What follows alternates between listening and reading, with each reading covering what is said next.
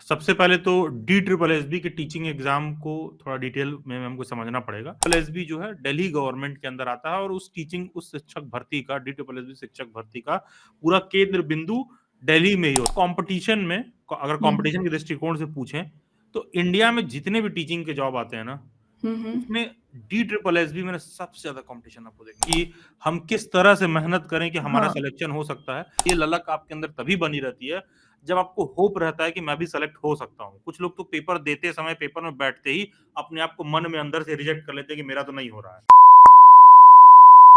Sir, D triple S B की preparation कैसे करें? बेसिकली उसमें वैकेंसी आती है, स्टूडेंट्स अपीयर होते हैं, लेकिन एक हम कहते हैं ना कि परफेक्ट स्ट्रैटेजी होना, कई बारी वो मिसिंग होती है स्टूडेंट्स के पास। कई बारी लैक ऑफ मतलब अक्वेंटेंस भी होता है कि उन्हें पता ही नहीं होता है कि भाई करना क्या है। तो इस पे थोड़ा सर आप चर्चा कीजिए कि कैसे हम डी ट्रिपल एस बी की प्रिपरेशन करें? सर। देखिए, सबसे पहले तो डी ट्रिपल एस बी के टीचिंग एग्जाम को थोड़ा डिटेल में हमको समझना पड़ेगा। जी। डी ट्रिपल एस बी क्या है? दिल्ली का, बेसिकली दिल्ली यस। गवर्नमेंट के अंदर आता है। वो वाली टीचिंग जॉब होती है। उसका हुँ, ज्यूरिसडिक्शन केवल और केवल दिल्ली में दिल्ली। ही है। ठीक हुँ, है, उसका एग्जाम सेंटर वगैरह सब कुछ दिल्ली में पड़ता है। बिल्कुल हुँ। कुछ उस तरह से जैसे कोई राज्य सरकार अपना एग्जाम करवाती है, तो जैसे मान जी, लीजिए जी। बिहार सरकार में कोई एग्जाम हो, तो उसका तो सारा केंद्र बिंदु सब कुछ बिहार में ही रहता है। उत्तर प्रदेश जी। में कोई एग्जाम हो तो उसका पूरा केंद्र बिंदु उत्तर प्रदेश के अंदर ही रहता है। तो हुँ, उसी तरह डी ट्रिपल एस बी जो है दिल्ली गवर्नमेंट के अंदर आता है और उस शिक्षक भर्ती का, डी ट्रिपल एस बी शिक्षक भर्ती का पूरा केंद्र बिंदु दिल्ली में ही होता है। लेकिन दिल्ली सिंस नेशनल कैपिटल है, तो हुँ, इसलिए वो थोड़ा डिमांड में रहता है। ठीक है? उसमें टीचिंग की जॉब जो है 2-3-4 तरह की आती है। हुँ। जैसे एक तो डी ट्रिपल एस बी में नर्सरी प्राइमरी एजुकेटर्स के लिए भी टीचर आती है, नर्सरी एजुकेशन वालों के लिए बेसिकली, हुँ, ठीक है? नर्सरी की क्लासेस के लिए सबसे पहले टीचिंग की वैकेंसी आती है। फिर डी ट्रिपल एस बी में प्राइमरी के लिए भी वैकेंसी आती है। फिर हुँ। डी ट्रिपल एस बी में टीजीटी के लिए भी वैकेंसी आती है। फिर डी ट्रिपल एस बी में पीजीटी के लिए वैकेंसी आती है। ये तो मेजर 4 टीचिंग मॉडल हो गए। फिर D S, triple S B में एक स्पेशल एजुकेटर्स के लिए भी वैकेंसी आती है। यस। ठीक है? हुँ। जो भी स्पेशल एजुकेशन से टीचर एडुकेशन विज़ुअल फील्ड में इम्पैक्ट ग्रेजुएट किए रहते हैं। इम्पेयरमेंट वगैरह। हाँ, हुँ, हुँ, तो उन टीचर्स के लिए वैकेंसी आती है। तो अब हुँ, होता क्या है, सबका एलिजिबिलिटी क्राइटेरिया भी अलग-अलग होता है, मोर और लेस कम चाहे ज़्यादा 19-20 का फ़र्क रहता है। लेकिन उस 19-20 के फ़र्क में अच्छे खासे लोग इन हो जाते हैं और हुँ, अच्छे हुँ, खासे लोग आउट हो जाते हैं। हुँ। At the same time paper structure ना मोर और लेस सभी का सेम रहता है। लेकिन ओके। हाँ, हुँ। लेवल में डिफरेंस रहता है। ठीक है? यस, ये लेवल में आपने डिफरेंस सही रहता है। कहा। हुँ, प्लस कंपटीशन में अगर हुँ, कंपटीशन के दृष्टिकोण से पूछें तो इंडिया में जितने भी टीचिंग के जॉब आते हैं ना, हुँ, हुँ। उसमें डी ट्रिपल एस बी में सबसे ज्यादा कंपटीशन आपको देखने के लिए मिलेगा। मतलब काफी ये हाई सही बात है। हम्म। मतलब ऑब्वियस रीज़न भी है सर, दिल्ली में आपको नौकरी मिल रही है और वो भी सरकारी। और और सर मतलब सॉरी टू इंटरप्ट यू, कई जगह तो अफ़वाहें ये भी उड़ी हुई हैं ना कि डी ट्रिपल एस बी अपने सारी टीचिंग जॉब्स में 80,000 सैलरी देता है। प्लस जो सरकारी टीचर्स को सुख-सुविधाएँ मिलती हैं, सो अलग रहना, खाना एंड ऑल मतलब। देखिए, अफवाह है नहीं है उस पे तो मैं आता हूँ।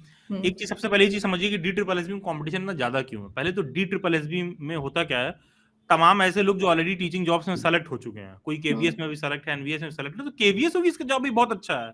येस, लेकिन हाँ, जॉइनिंग से पहले लोगों को पता नहीं होता पता है या है। फिर कह लो उस समय जॉब नीड रहता है, तो लोग हुँ, कुछ भी के लिए रेडी रहते हैं। हाँ, कि कहीं हाँ, भी हो जाए। लेकिन केवीएस में आपको ऑल इंडिया पोस्टिंग मिलती है। पता चला दिल्ली येस, के हो, तुमको मिल गया मेघालय का केवीएस, जम्मू का जी। केवीएस, अ, हुँ, त्रिवेंद्रम में केवीएस। अब वहाँ ना जब आप एज़ अ फैकल्टी जाते हो तो आपको दिक्कत होता है। तमाम ऐसे भी केवीएस हैं जहाँ हुँ, पर बड़े-बड़े सेंट्रल मिनिस्टर्स के बच्चे भी पढ़ते हैं। हुँ, हुँ, तो हुँ। ऐसे-ऐसे भी आपको केवीएस देखने के लिए मिल जाएँगे और ऐसे-ऐसे रीजनल केवीएस भी हैं जहाँ पर आपको सारे बच्चे वहाँ के लोकल नेटिव मिलते हैं। तो वो टीचर्स पर भी मतलब थोड़ा-सा हॉस्टिलिटी रहता है कि इधर हुँ, से हुँ, नॉर्थ हुँ। गया रहता है।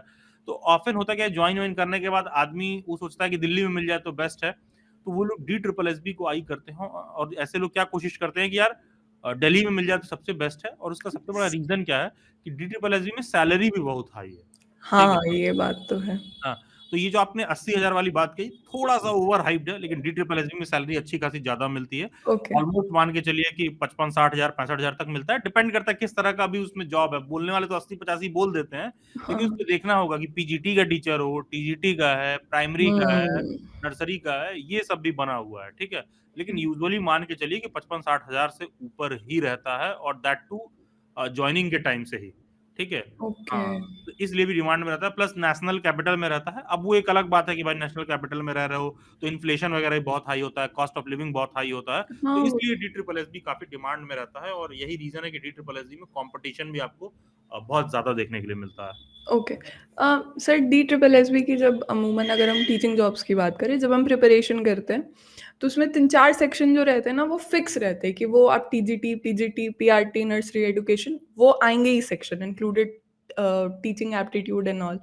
तो अगर हम एक स्पेसिफिक चर्चा करें कि स्टूडेंट्स का सिलेक्शन क्यों नहीं हो रहा है DSSB में?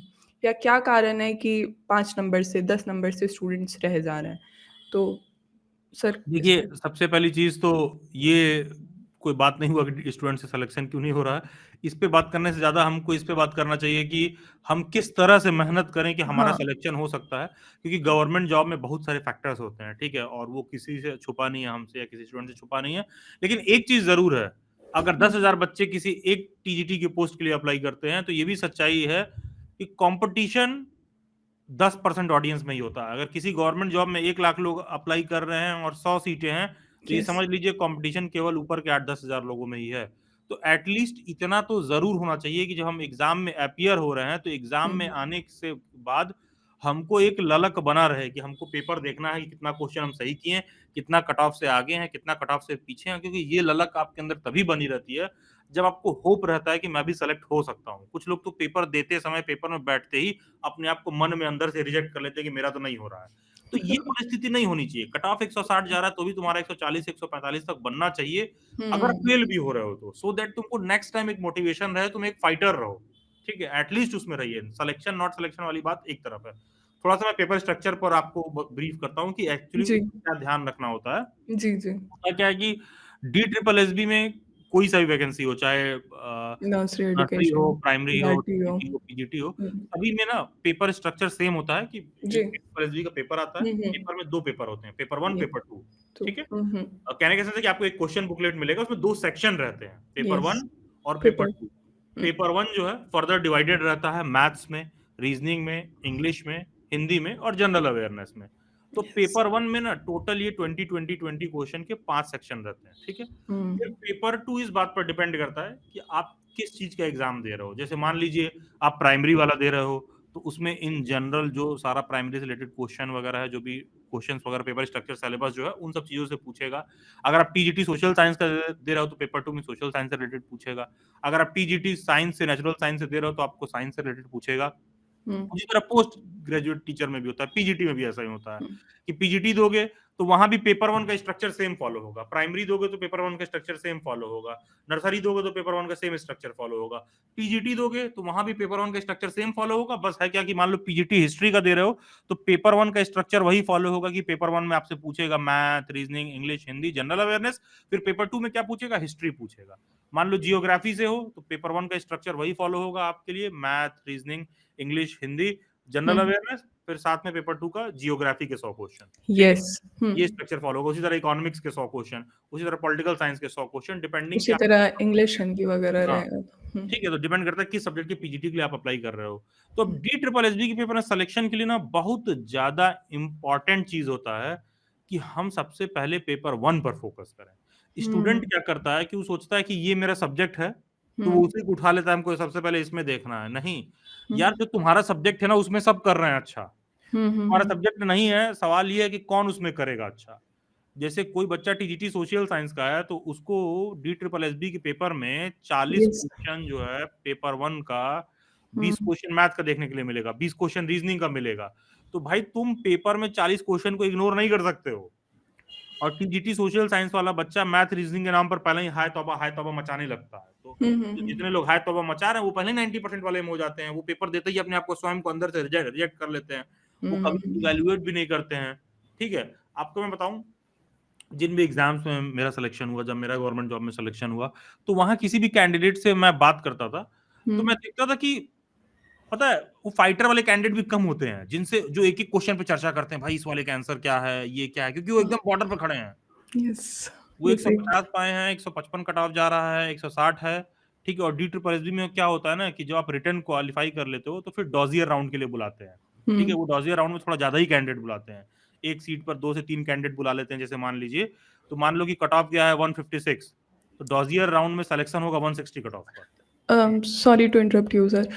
मैं जानना चाह रही हूँ कि डॉजियर राउंड को आप थोड़ा-सा इलैबोरेट करेंगे कि एक्चुअली क्या प्रोसेस इसका होता है? मतलब क्या होता है डॉजियर इसमें? राउंड इज सिंपली कि डॉक्यूमेंट वेरिफिकेशन वाली बात होती है। जैसे ओके। मान लीजिए कि डॉक्यूमेंट वेरिफिकेशन के लिए बुलाया गया कि जितने भी कैंडिडेट्स 200 में 156 से ऊपर पाए हैं, हुँ, इन हुँ। सबको डॉक्यूमेंट वेरिफिकेशन के लिए बुला लो। इसका मतलब ये नहीं हुआ कि जितने लोग डॉक्यूमेंट वेरिफिकेशन के लिए आएंगे सब सेलेक्ट हो जाएंगे। वो ऑलरेडी ज्यादा कैंडिडेट बुलाया गया। मान लीजिए 100 सीट है तो 200 लोगों को बुला रखा है। अच्छा। अब वहां जाओगे तो पता चलेगा कि अच्छा 156 तक वालों को बुलाया था, लेकिन हुँ, हुँ। सिलेक्शन तो उनका हुआ जिन जो 200 में 160 से ऊपर पाए हैं। ठीक है, इस तरह ओह! की बात आपको देखने के लिए मिलेगा। अच्छा। ठीक है, क्योंकि डी ट्रिपल एस बी में कोई इंटरव्यू वगैरह नहीं होता है। वो हुँ, एक हुँ। सिंगल सेट ऑफ पेपर आएगा, हुँ, हुँ। जिसमें 2 पार्ट रहेंगे। पार्ट 1 के 5 सेक्शन जो मैंने बताया, पार्ट 2 जो हुँ, आपका सब्जेक्ट है, अगर प्राइमरी हुँ, वगैरह का है तो जो प्राइमरी के सब्जेक्ट स्पेसिफिक्स हैं, वो सारे क्वेश्चंस रहते हैं, तो वो बेसिकली तब आपसे वो पार्ट 2 में पूछेगा और सिर्फ उसी को क्वालीफाई करना है। कोई इंटरव्यू नहीं, कुछ नहीं। लेकिन हाँ, हुँ। पेपर 120 मिनट का होता है, 120 मिनट्स का, येस। 200 क्वेश्चन आते हैं हुँ, और सवाल ये नहीं है कि आप अपने सब्जेक्ट में कितना अच्छा हो। हुँ। सवाल ये है कि आप कितना तेज़ी से उस अच्छा काम को कर पा रहे हो। ठीक है? क्योंकि ओके। 200 में जो कट ऑफ जाता है, प्राइमरी में तो 156, 160 तक चला जाता है। हुँ, हुँ, हुँ। ठीक है? नॉर्मल टीजीटी वगैरह में 140, 45, ठीक है? इस तरह से छू जाता है। कोई बहुत बड़ी चीज़ नहीं है। एंड 120 मिनट्स में सबसे बड़ा चैलेंज होता है उतने क्वेश्चन को सही करना, क्योंकि ऑलमोस्ट 36 से 38 सेकंड ही आपको एक क्वेश्चन पर मिलेगा। और सभी कैंडिडेट्स को प्रिपरेशन के समय सबसे पहले पेपर 1 को मजबूत करना चाहिए। पेपर 1 के जो 5 सेक्शन हैं, जिसको मैं बार-बार रिपीट कर रहा हूँ, मैथ, रीजनिंग, इंग्लिश, हिंदी और जनरल अवेयरनेस। ये जो 5 सेक्शन है ना, ये अपने आप में ही तमाम इंडिया में सरकारी जॉब ऐसे निकलते हैं जहाँ केवल यही 5 सेक्शन पूछता है। इंडिया में तमाम ऐसे गवर्नमेंट जॉब निकलते हैं जहाँ यही 5 सेक्शन आता है। ये बात सही है हाँ, सर। तमाम ऐसा क्लरिकल लेवल, तमाम ऐसा पीयू हो गया, हाँ ऑफिसर ग्रेड हो गया। हाँ, हाँ, ठीक है। ग्रुप बी ऑफिसर वगैरह कैडर में आपको हुँ, तमाम इस तरह की गवर्नमेंट जॉब के पोस्ट मिल जाएँगे, जहाँ यही 5 सेक्शन पूछेगा आपसे। हुँ, पूछता है math, hmm, reasoning, English, Hindi, general awareness. यही 5 सेक्शन पे लोगों का सिलेक्शन हो जाता है और वो हुँ। डी ट्रिपल एसबी में अपने आप में एक सेक्शन है, ठीक येस। है? तो दैट सिंपली मीन्स कि उसमें जो है आप इस हिसाब से आप निपुण निपुण रहो कि 100 में 70 आप सही करो, हुँ। ठीक है? 100 में 70 आप सही करो। अगर आपको सेलेक्ट होना है तो, जो कि अपने आप में बहुत कठिन है। सर नेगेटिव मार्किंग जैसा कुछ ऐसा रहता यस, है? यस, नेगेटिव मार्किंग है, 1/4 नेगेटिव मार्क भी है। Oh my God! ठीक है, यही तो बात है ना कि 1/4 नेगेटिव मार्क भी है। तो ओके। आपको पेपर 1 में 100 में 70 क्वेश्चन सही करना पड़ेगा अगर आपको सेलेक्ट होना है तो। हुँ। जैसे देखिएगा अभी बहुत सारे लोग आपके कमेंट-वमेंट में आ जाएँगे, "अरे! इतना तू बता रहा है, ये वो।" अरे भाई सेलेक्टेड कैंडिडेट की मैं बात कर रहा हूँ, जिस तरह कॉम्पिटिशन है, जो सिलेक्शन जो स्पिरिट मोटिवेशन आपका होना चाहिए। तो मान लो 70 तक तुम सही कर रहे हो, तो 1-2 क्वेश्चन ऊपर-नीचे हुआ तो समझ में आता है, ठीक है? हुँ, हुँ। फिर आपका होगा सब्जेक्ट स्पेसिफिक, जो आपका पेपर 2 होता है। हुँ। ठीक है? उसको भी आपको करना है। तो अब 120 ही येस, मिनट मिलेगा, 120 मिनट में दोनों करना है, पेपर 1, पेपर 2 येस। दोनों, हुँ, ठीक हुँ। है? तो होगा क्या कि पेपर 1 में 100 क्वेश्चन, ये जो हुँ, 5 सेक्शन है, पेपर 2 हुँ, जो आपका सब्जेक्ट स्पेसिफिक है, तो दोनों हुँ। मिला के हो गए 200 200 क्वेश्चन, टाइम है 120 मिनट, ठीक है? Average negative calculate marking. करेंगे तो 36 से 38 सेकंड के अराउंड एवरेज आएगा हुँ। पर क्वेश्चन पर। तो होता क्या है ना, पेपर 1 ही बहुत टाइम टेकिंग है। जैसे मान लीजिए कोई बच्चा नेचुरल साइंस का हो, कोई बच्चा सोशल साइंस का हो, कोई बच्चा लैंग्वेज का हो, भाई तेरे कोई पेपर में तो 40 नंबर पूछ रहा है मैथ का और रीजनिंग का। तो अगर तुम एक भी मैथ के क्वेश्चन पर 1 मिनट दे दिए, तो तुम ऐसे ही हुँ, बाहर हो यार। ठीक है? 20 क्वेश्चन है, अगर आप 20 मिनट दे दिए मैथ पर, तो आपका 120 मिनट में 100 ही मिनट बचा है। हुँ। ठीक है? प्लस रीजनिंग भी है, वहाँ भी बहुत सारे बच्चे बहुत टाइम लेते हैं। वैसे तो रीजनिंग का 20 क्वेश्चन करने के लिए 4 से 5 मिनट बहुत है। ये वाला स्पीड आपका होना चाहिए। हाँ, ठीक है? एक क्वेश्चन करने के लिए कितना सर समय कहा आपने? यार देखो, हाँ, 5 से 7 मिनट में आपको लिटरली कर लेना होगा। रीजनिंग का क्वेश्चन ऐसा होता है ना कि देखते ही आप बना सकते हो। आपको सीधे होना चाहिए। जैसे जब मैंने एग्ज़ाम क्वालीफाई किया था, जी। तो नॉट डी ट्रिपल एसबी, जब मैं हाई कोर्ट वगैरह में क्वालीफाई किया था, तो हुँ, वहाँ पर जब हुँ। रीजनिंग का क्वेश्चन आता है या फिर एसएससी के पेपर में देखा करो जब रीजनिंग का क्वेश्चन आता है, हुँ, तो यार हुँ। बनाने वाले बच्चे देखते ही बनाते हैं। हम लोग तो देखते ही बना लेते थे। जैसे मान लीजिए ले A B C D F G H M N है, हुँ, तो क्या हुँ। लेटर का पोजीशन है, क्या मिरर इमेज होगा, सीधा देखते ही 4 ऑप्शन देख रहे हैं, वहीं सटासट टिक मार रहे हैं। 5 से हुँ। 7 मिनट में आपको निपटाना ही पड़ेगा उसको। नहीं तो अगर आप नहीं निपटाओगे तो आप जानते हो आप क्या कह रहे हो? आप खुद सोचो ना, आप कह रहे हो कि हम 30 मिनट में 40 क्वेश्चन करेंगे। This is what you are saying. अगर येस। आपको हम मैथ के लिए 1 मिनट का 1 क्वेश्चन दिए तो 20 क्वेश्चन माने 20 मिनट। हुँ, हुँ। और रीजनिंग में आप कह रही हो सर, आप कह रहे हो 5-7 मिनट। हाँ, नहीं तो अगर तुम्हें रीजनिंग के लिए 10 मिनट दे देंगे, 20 क्वेश्चन के रीजनिंग के लिए 10 मिनट दे देंगे, तो 30 मिनट तुम यही कह रही हो कि पेपर 1 के 2 ही सेक्शन पे दे चुके हैं हम। इंग्लिश हिंदी है, ठीक है, जनरल अवेयरनेस है। जनरल अवेयरनेस में हम मान लिए कि 20 क्वेश्चन है, तो भी पढ़ोगे तो है। सही बात है सर। और मुझे लगता है ना हाँ, टीचिंग जॉब्स वगैरह में शायद टीचिंग एप्टीट्यूड के भी क्वेश्चन टच नहीं नहीं करते हैं। नहीं, टीचिंग एप्टीट्यूड के क्वेश्चन नहीं होते हैं बेसिकली। अच्छा। होता क्या है कि जब आप पेपर 2 देते हो, तो हुँ। उसमें आपके सब्जेक्ट पेडागोजी स्पेसिफिक क्वेश्चन आते हैं। ओके, हाँ, ये हाँ, कन्फ्यूज़न का हाँ, तो पॉइंट वो था। अपने आप में एक टीचिंग एप्टीट्यूड ही है। सब्जेक्ट पेडागोजी क्वेश्चन हुँ, टीचिंग हुँ, एप्टीट्यूड हुँ। में ही आप मोर और लेस दूर से कैलकुलेट कर सकती हैं। हुँ, तो हुँ। पेपर 1 पर लेकर सबसे सॉलिड स्ट्रेटजी होना चाहिए। प्रिपरेशन के समय ये फोकस होना चाहिए कि 100 में 70 हम कैसे सेट बैठा रहे हैं 60 मिनट्स के अंदर। अगर 1 मिनट भी ज्यादा हो रहा है तो देख लेंगे या सोच लेंगे का समय नहीं है। ठीक है, और हाँ, सही मैंने बोला है। और हाँ, जब मैं कहता हूं कि तुमको 100 में 70 सही करना है, तो ये बात समझना है कि बाकी का 30 गलत नहीं करोगे। वो गलत करने का लाइसेंस नहीं मिल गया तुमको। निगेटिव मार्किंग भी है। ठीक है, तो कुल यस। जमा बात ये है कि अगर आप 80 क्वेश्चन अटेम्प्ट करते हो, तो हुँ, उसमें से लेट से आपने 8 क्वेश्चन या 10 क्वेश्चन गलत कर दिया। आपने 80 अटेम्प्ट किया, तो आपने 8 क्वेश्चन गलत कर दिया, मान लेते हुँ, हैं। हुँ। ठीक है, तो यस।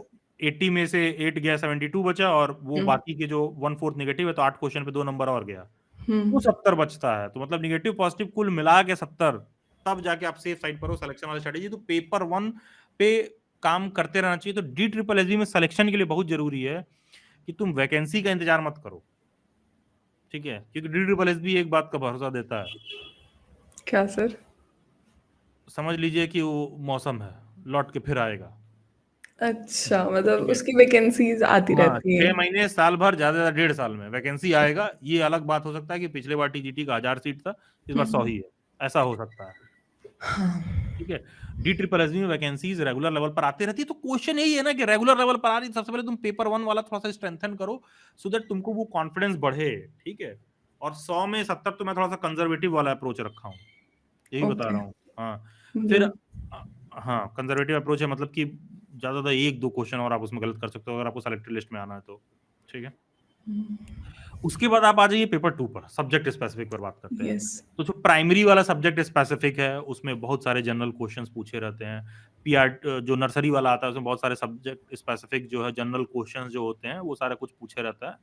ठीक है, कुछ क्वेश्चन मैथ, रीजनिंग, मतलब एक जनरल पेपर होता है वो। ठीक हुँ, है, हुँ, हुँ। लेकिन जब टीजीटी पीजीटी लेवल पर आ जाते हो, टीजीटी लेवल पर आ जाते हैं, जहां पर मेजोरिटी ऑफ द बीएड वाले बच्चे देते हैं, ठीक है, तो वहां पर क्या होता है ना यार कि वो आपसे सब्जेक्ट स्पेसिफिक क्वेश्चन पूछेगा। अब सब्जेक्ट यस। स्पेसिफिक क्वेश्चन में, हुँ, जैसे मान लो मैं टीजीटी सोशल साइंस ले लूं, सब्जेक्ट स्पेसिफिक क्वेश्चन में क्या पूछेगा?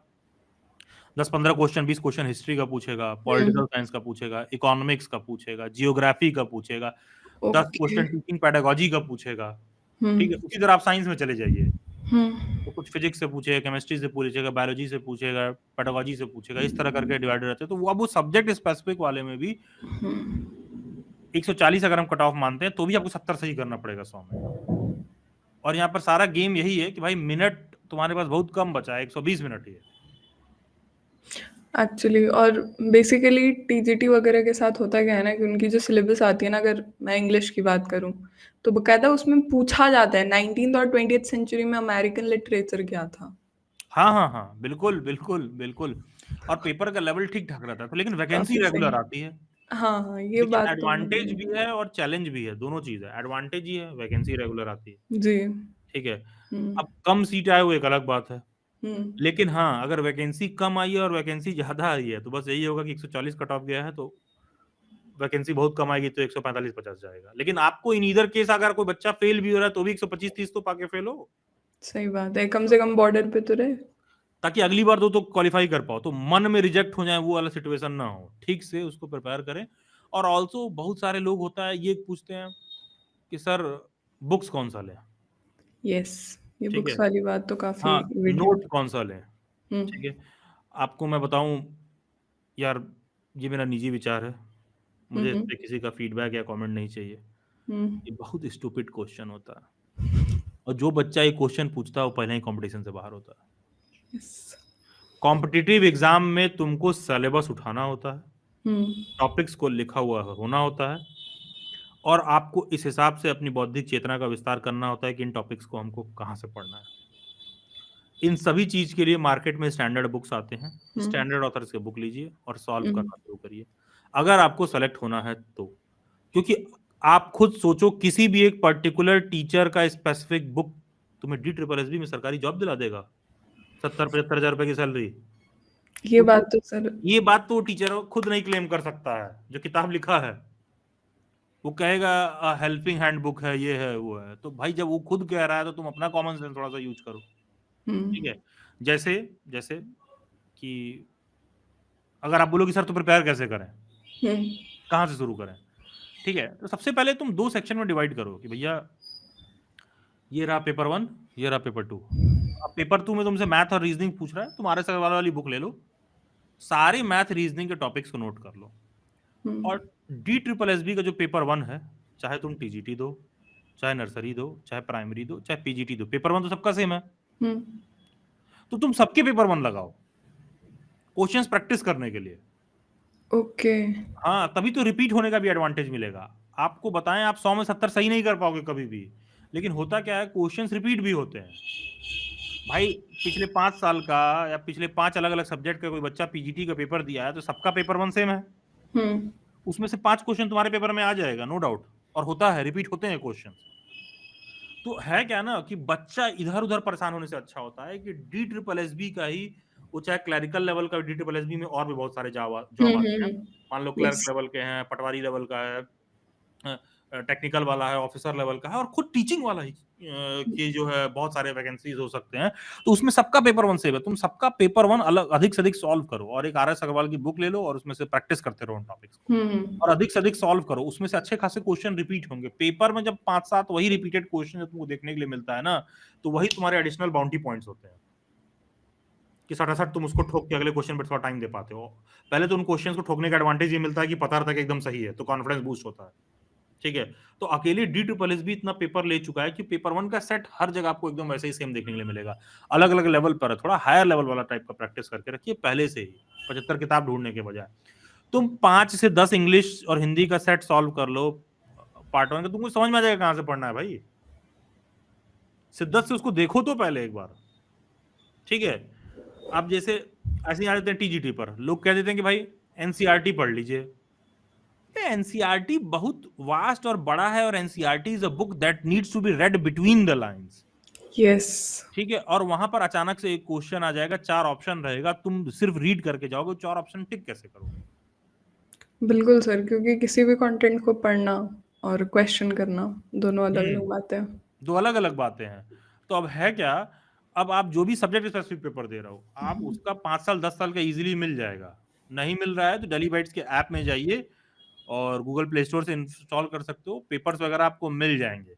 ठीक है, उससे आप क्या करिए, उन पेपर्स को देखिए और उसमें से वो अपने सब्जेक्ट स्पेसिफिक वाला क्वेश्चन निकालिए, आपको खुद ही टॉपिक समझ में आ जाएगा। अब जैसे कोई बच्चा कहता है कि सर हम साइंस के क्वेश्चन कहाँ से पढ़ें, हम सोशल साइंस से कहाँ से पढ़ें। अच्छा, आप 12th पास हो चुके हो, आप ग्रेजुएशन कर चुके हो, आप PG कर चुके हो, और टॉपिक देख के पूछ रहे हो कि टॉपिक कौन सी किताब में मिलेगा? कोई स्पेसिफिक ऑथर ने लिख के दिया है क्या?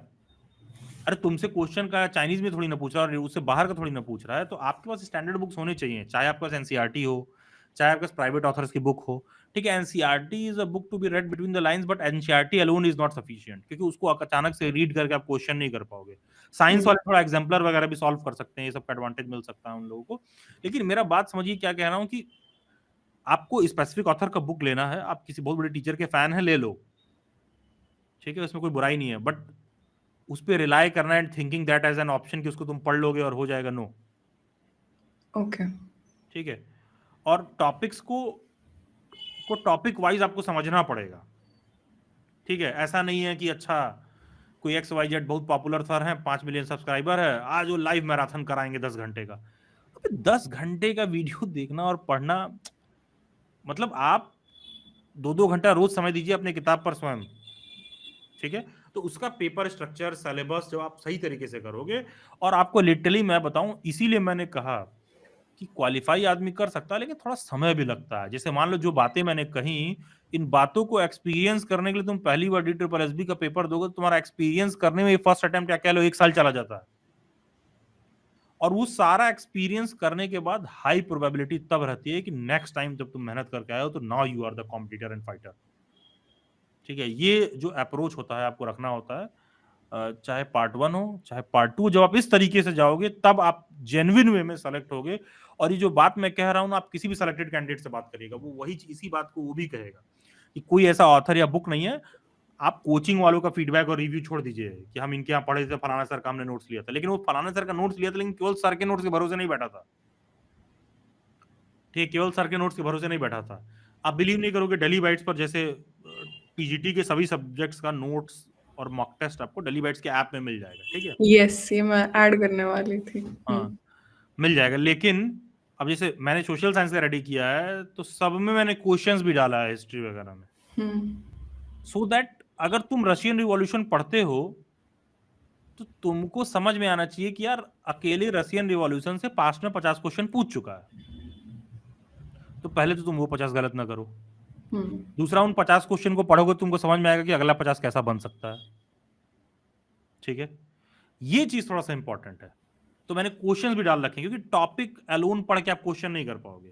फ्रेंच रिवॉल्यूशन पढ़े, अबे फ्रेंच रिवॉल्यूशन से 50 क्वेश्चन दे दिया है, तुम कर लोगे क्या? अरे यार फ्रेंच रिवॉल्यूशन तो एक्सप्लेन 5 पन्ने में हो जाएगा।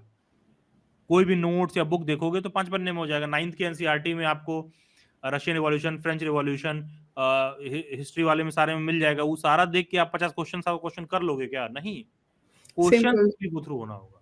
Same goes with English also. English का जो सेक्शन 2 होता है, लाइक इफ मतलब क्वेश्चन वुड कम कि भाई शेक्सपियरियन प्ले को आप इलैबोरेट कीजिए, तो शेक्सपियर ने जितने प्लेस वगैरह अपना लिखे हैं भाई, वो मैक्स टू मैक्स 20 पेजेस, लेकिन उसको पढ़ के भी आप क्वेश्चन अटेम्प्ट कर पाओगे या नहीं, वो हाँ, बात। उसपे भी प्रैक्टिस होना ज़रूरी है।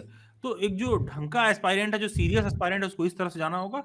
बिल्कुल आप नोट्स लीजिए, बिल्कुल आप मॉक टेस्ट लीजिए, वो एक माध्यम है। क्यों? क्योंकि देखो, जो भी इंस्टीट्यूट्स होते हैं, कहीं भी प्रिपरेशन वगैरह करा रहा होता है, कोई भी प्लेटफ़ॉर्म, ठीक है?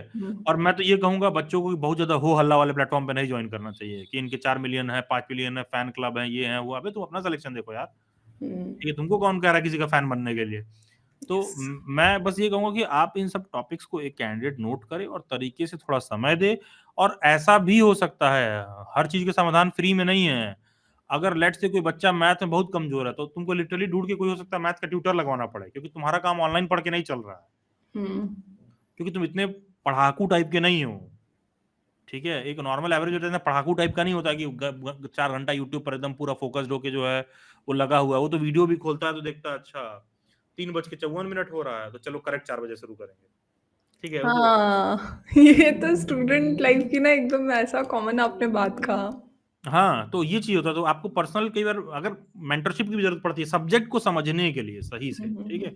तब जाके आप प्रिपेयर होते हो पेपर 1, पेपर 2 के लिए। और जब आप एक बार देते हो, थोड़ा आप पेपर में एकदम होलिस्टिक वे में समझते हो, और तभी जब मैंने बोला कि कोई भी क्वालिफाइड कैंडिडेट जो रहता है, कोई भी आप क्या कहते हैं, जो एक ढंग का एस्पायरेंट है, वो वही बात है जो मैं कह रहा हूँ कि भाई तुमको कोई सब्जेक्ट या नोट स्पेसिफिक नहीं हो सकते, वो तुमको उठाना है। कोई भी एजुकेशनल इंस्टीट्यूट में आप जॉइन करते हो, तो ये सच्चाई है कि वो आप लोग का सिलेबस सॉर्ट आउट कर देते हैं, गाइडेंस एकदम जो है फोकस्ड रखते हैं। जैसे मान लीजिए कोई बच्चा डेली बैच पे जॉइन करता है, तो हम लोग क्या करते हैं, नोट्स दे दिया बच्चे को, मॉक टेस्ट दे दिया, तो इससे क्या यस। होता है कि वो जैसे घोड़ा होता है ना, घोड़े के आँख पर वो लगा दिया जाता है कि कि एक ना बार वो। गोल पर फोकस्ड रहो कि भाई देख, ये तेरा नोट्स है, ये ये तेरा सिलेबस है, ये तेरा मॉक है, तो उस पर यस, फोकस्ड है। यस, यस, ठीक है? लेकिन फोकस के बाद भी दौड़ना तो घोड़े को ही है। सही बात है। ठीक है? फिर हुँ, होगा क्या कि प्लेटफ़ॉर्म आपको 4 बार कहेगा कि ये कंटेंट है, ये है, ये हुँ, सारा हुँ, चीज़। हुँ, तो इंस्टीट्यूट्स को जॉइन करने का एडवांटेज होता है कि वो सिम्प्लीफाई सॉर्ट आउट करते हैं। लेकिन हाँ, किसी भी संस्था को ये सब मत देख के जॉइन करो, कौन सस्ते में करा रहा है, कौन महँगे में करा रहा है। किसी का हुँ, सस्ता और महँगा होने का रीज़न तुम नहीं जानते हो। तुम ये देखो कि तुम्हारी रिक्वायरमेंट क्या है? तुम्हारी रिक्वायरमेंट ऐसी नहीं होनी चाहिए कि किसी ने ₹900 ₹800 में कोर्स कर दिया और हम पढ़ा रहे हैं सबसे सस्ता। बस ऐप में जॉइन करके एकदम घर में बैठे हो, टाइम पास कर रहे हो और ₹800 के नाम पे कोर्स भी जॉइन कर रखा है, और हुँ। सिलेक्शन के नाम पर पेपर देखते ही खुद को रिजेक्ट कर रहे हो, और कोचिंग वालों को भी गाली नहीं देते क्योंकि ₹800 लिए थे वो। हाँ, ठीक है? तो सही बात है। That is self rejection. ऐसा नहीं होना चाहिए। If you are a fighter, तो DSSB को हुँ। लेकर अप्रोच मतलब एक ओवरऑल ये रहना चाहिए, अगर सिलेक्शन चाहिए तो। Okay sir, thank you so much. वैसे आपने तो ऐड कर ही दिया है, एक बारी मैं बस लास्ट में ऐड कर दूँ कि Daily Bites also provides resource material regarding DSSB, mock test, notes वगैरह प्रोवाइड करते हैं। तो आप उसको चेक कर सकते हो। Thank you so much sir, this will be all for this session. Thank you for your time and words. Pleasure.